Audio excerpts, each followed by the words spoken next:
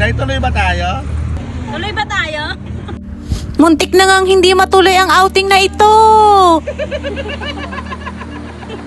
Anyway, hey, what's up mga B? Andito na naman ang ina nyong mahilig maglaro ng ganda-gandahan. Ang hirap palang gayahin ang voice over ni Erica Pineda. By the way, muntik na nga akong mag-back out na sumama. Aside kasi sa ang tagal kong naghintay sa 7-Eleven, nakapag-breakfast na ako't lahat ng wala sa oras at nakapag-repair ng aking favorite sleeper, ay ang dami kong nabasang negative comments sa pupuntahan namin. Kaso nakapamili na sila pala ng mga pudings namin, so nahiya na rin naman akong mag-back out. At saka parang hindi naman ako galing sa lusak. Ay ang swimming pool ko lang naman dati sa probinsya namin ay sapa na pag natubugan ng kalabaw ay nagkukulay brown na.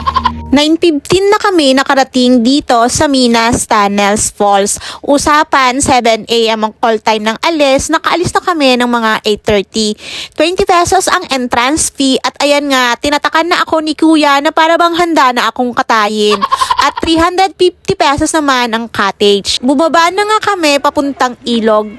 Tanaw ko dito na malinaw naman ang tubig at wala pa ngang masyadong tao. Mas gusto namin yung nahihirapan talaga.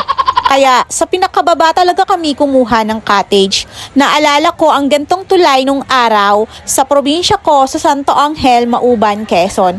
Kawayan lang din talaga siya mga B. Pero ngayon, sementado naman na siya. Mukha namang hindi siya ghost project. Dami ko na namang kwento. Pagdating namin, syempre, naghanda na agad kami para kumain ng breakfast. And very thankful din pala sa tropa ng aming kaibigan na si Ninya na si Ekang at Lik. Sila kasi ang punong abala sa aming pagkain at sa aming kumaring Manilin sa kanyang papansit. After kumain, ay pumunta na nga kami sa ilog at may nakita nga kaming naglalaro ng ganda-gandahan. May nainggit at siya din daw.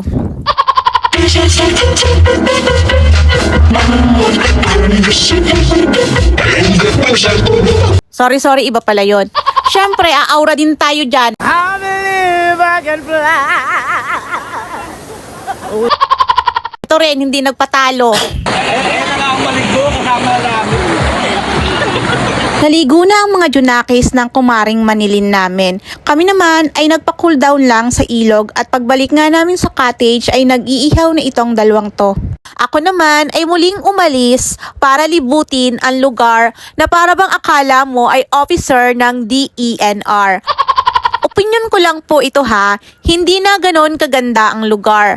May effort na ayusin at i-preserve para sa susunod na henerasyon. Pero nasasayang dahil sa mga taong walang disiplina, kung saan-saan nagtatapon ng basura. Simpleng respeto sa kalikasan, hindi pa magawa. Bumalik na ako ng cottage para kantahan ng aming inaanak. Birthday niya kasi today. Birthday to you. Tan. Happy birthday to you. Louder. Happy birthday. Happy birthday to you. Tan. Happy birthday, Clyde. Ito muna sana yung mama. Literal na tanghaling tapat na. Ramdam namin sa trapal ang tirik ng araw. Kaya kumain na din kami ng lunch para muling makapaglublob sa tubig. Malamig at clear ang tubig dyan sa man-made pool na yan. Galing kasi sa tunnel. Sa baba din malamig din naman pero brown na yung water. Simple lang ang lugar na to. Konting tubig na may maraming tao. Hindi pala kailangan ng magarang lugar para sumaya. Basta kasama mo ang pamilya o mga kaibigan, sapat na. Kahit pansit kanton lang ang baon, panalo na.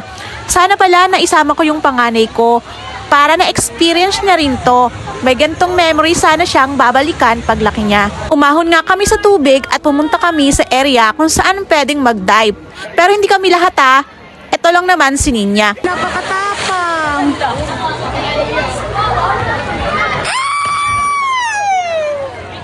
Sanay sa ano yun? Malay sa patok. Ano malalim? Ay, malalim.